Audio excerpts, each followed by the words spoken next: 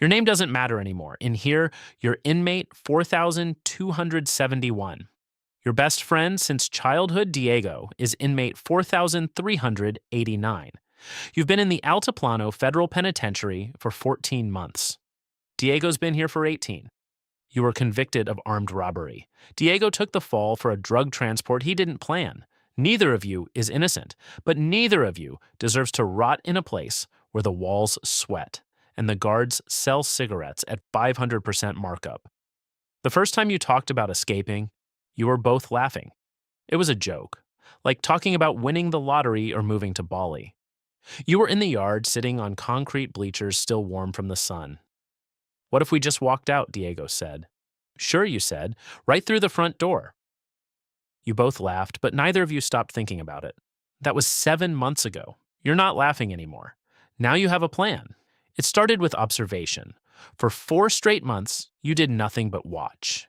You watched the guards rotate shifts at 6 a.m., 2 p.m., and 10 p.m. You watched which cameras actually worked and which ones were just plastic shells mounted to scare inmates. You watched the blind spots in the yard, the places where 2 walls meet and the angle blocks every lens. You counted steps. 47 from your cell to the maintenance corridor, 112 from the corridor to the east wall, 28 from the east wall to the drainage tunnel that runs under the perimeter. You memorized the route the way a surgeon memorizes an anatomy chart. 1 mistake, 1 wrong turn, and the operation kills the patient. Diego's job was people. He's always been better with people than you. In school, he could talk any teacher into an extension.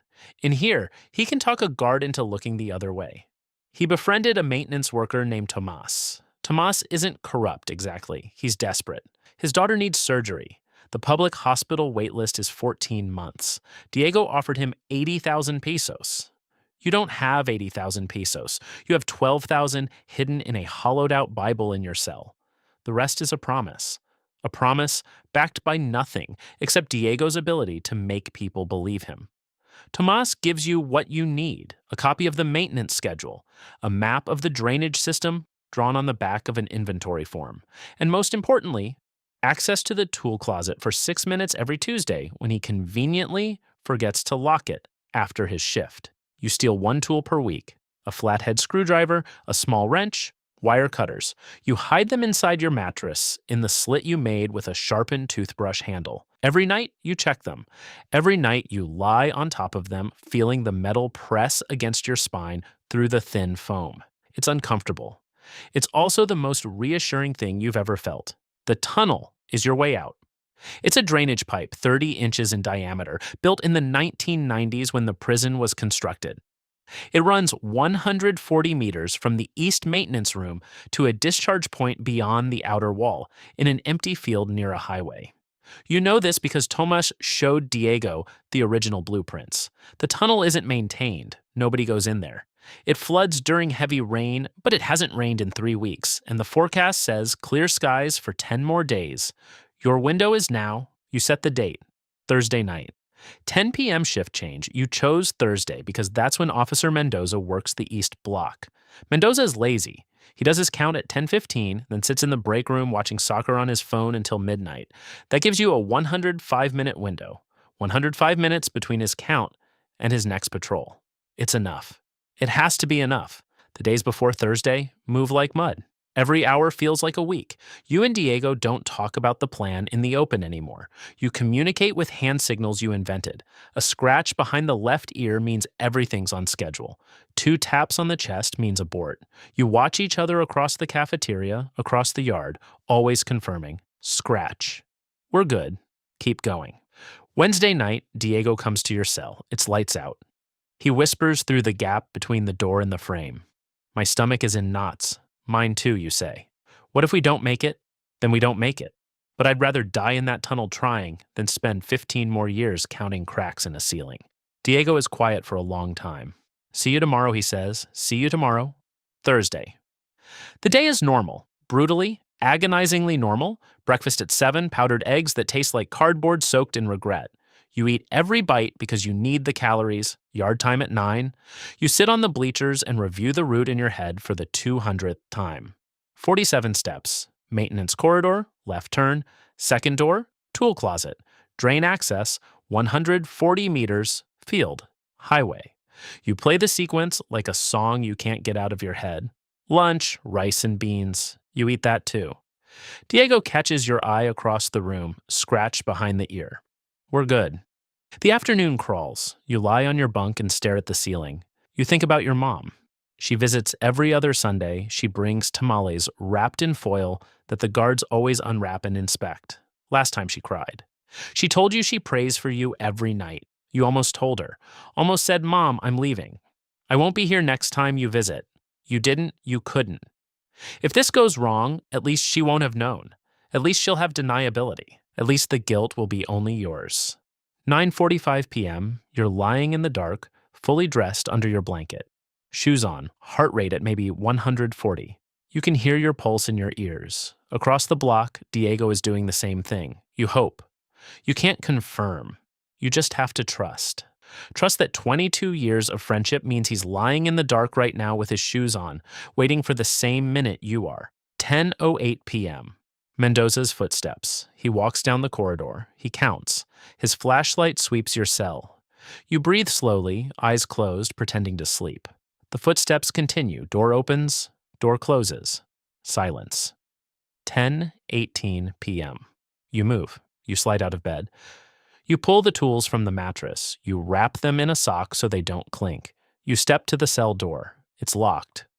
But the lock has been compromised for 3 weeks. You and Diego filed down the bolt mechanism using the screwdriver, a millimeter at a time every night.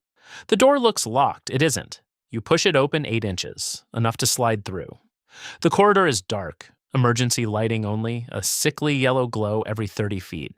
You count steps. 1, 2, 3. You hug the wall. At step 22, you see Diego emerge from his cell like a shadow separating from a wall. He doesn't wave, he doesn't speak, he just falls in behind you. 2 ghosts walking, 47 steps, maintenance corridor. The door is supposed to be unlocked, Tomas promised. You grab the handle, it doesn't move. Your blood turns to ice. You try again, nothing. Diego puts his hand on your shoulder, not a comforting gesture, a question. You try a 3rd time, this time pushing instead of pulling. It opens. You almost pass out from relief. The tool closet is already open, Tomas delivered. You grab the drain access grate. It's bolted shut with 4 rusted hex bolts. Diego holds the flashlight, a small one he made from a pen light, and batteries he stole from the infirmary. You work the wrench. First bolt comes out easy, second is stubborn. Third takes 2 minutes of grinding that sounds like a scream in the silence. Fourth snaps clean, the grate lifts. Below is blackness and the smell of stagnant water and old concrete. You go first because you're smaller. The pipe is exactly 30 inches. You crawl on your elbows and knees. The floor of the pipe is wet, maybe an inch of standing water, cold enough to make your breath catch. Behind you, Diego enters. You hear him grunt as his shoulders scrape the sides. He's bigger than you. This was always the risk. If he gets stuck, you both die in this pipe. You crawl. The darkness is absolute. Your flashlight shows 5 feet ahead, nothing more. The pipe smells like decay and rust and something chemical you can't identify. You count distance in body lengths. Each push forward is roughly 2 feet, 70 pushes to the end. You're at push 15 when the first wave of claustrophobia hits. The pipe feels like it's shrinking. Your brain screams at you that the walls are closing in, that you'll be crushed, that you'll die here in the dark like a rat in a drain. You stop. You can't breathe. Behind you, Diego whispers. Keep going. Just keep going. I'm right here. His voice is steady. It's the voice he used when you were 12 and you almost drowned at the river and he pulled you out. Keep going. I'm right here. You keep going. Push 40. Halfway. Your elbows are raw. Your knees are bleeding through your pants. The water has gotten deeper, maybe 3 inches now. You hear something ahead. A sound, dripping but rhythmic, like a faucet. You keep crawling. Push 55. You can smell something different now. Fresh air. Not much, but enough to feel the change. Your chest loosens. Diego feels it too. Almost there, he whispers.